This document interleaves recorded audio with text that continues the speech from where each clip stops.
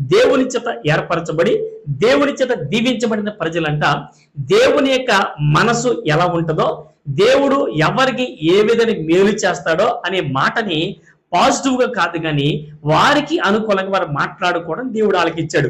వారు ఏం మాట్లాడుతున్నారట? గర్విష్ఠులు ధన్యులగుదురని వారు మాట్లాడుకుంటున్నారట.